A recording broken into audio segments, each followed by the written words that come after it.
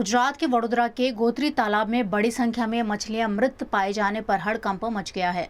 वडोदरा के गोत्री तालाब में बड़ी संख्या में मछलियों के मृत पाए जाने से हड़कंप मच गया है। तालाब के किनारों पर सैकड़ों मछलियां मृत अवस्था में दिखाई देने के बाद स्थानीय लोगों में नाराजगी फैल गई है। लोगों का आरोप है कि तालाब की साफ सफाई और रखरखाव को लेकर लंबे समय से लापरवाही बरती जा रही है। इस घटना ने प्रशासन और स्थानीय जनप्रतिनिधियों की कार्य प्रणाली पर भी सवाल खड़े कर दिए हैं। पानी जे पड्યું અને તળાવમાં આવતું ગટરનું પાણી અને જેના કારણે સવારથી લઈને માછલીઓને ઓક્સિજન પૂરતું મળતું નથી, એના કારણે આ માછલીઓ મરી જાય છે। તો પ્રશાસને આવેલા નવા કોર્પોરેટરોએ આનું ધ્યાન રાખી ફુવારાઓ ચાલુ કરાવવાની વિનંતી કરવાની હોય કે ભાઈ આ ફુવારા ચાલુ થાય કે દરેક જીવને અંદર રહેલા જીવોને ઓક્સિજન મળે અને આવી રીતે મરે નહીં માછલીઓ। ફૂલ બેદરકારી કહેવાય, કારણ કે લીલાઈ આખા તળાવમાં પથરાઈ ગયા પછી એની સફાઈ થતી હોય છે।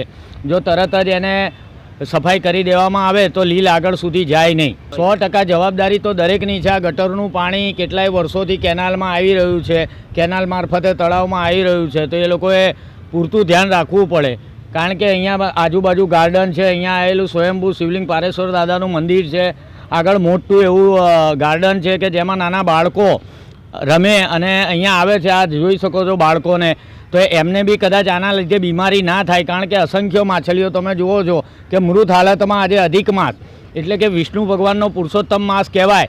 એટલે કે ભગવાન વિષ્ણુએ મત્સ્ય અવતાર પણ ધારણ કરેલો અને આટલી બધી માછલીઓ મરેલી જોઈએ તો આપણને દુઃખ થાય। ફૂલ દુર્ગંધ ફેલાય છે, તમે જોઈ શકો છો અત્યારે હાલમાં બી, અને રોડ ઉપર બી જશે આની દુર્ગંધ અને આજુબાજુ રહેતા રહીશોને પણ જાય છે અવારનવાર। બીમારી ફેલાવાનો ભય છે, 100% ભય તો છે જ ને, કારણ કે આમાંથી જીવાણુ ઉત્પન્ન થશે અને જુઓ જો અસંખ્ય માછલીઓ છે, એક બે નથી। તંત્ર સામે શું અપેક્ષા માંગો? તંત્ર માટે તો એવું જ કહેવામાં આવે કે તળાવની વિશેષ સફાઈ કરવી જોઈએ।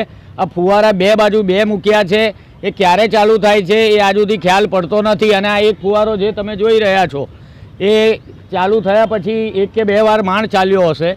પેલી બાજુનો ફુવારો ખાલી ચાલુ થાય કે નહીં થાય એ પ્રશાસનને જોવાનું છે।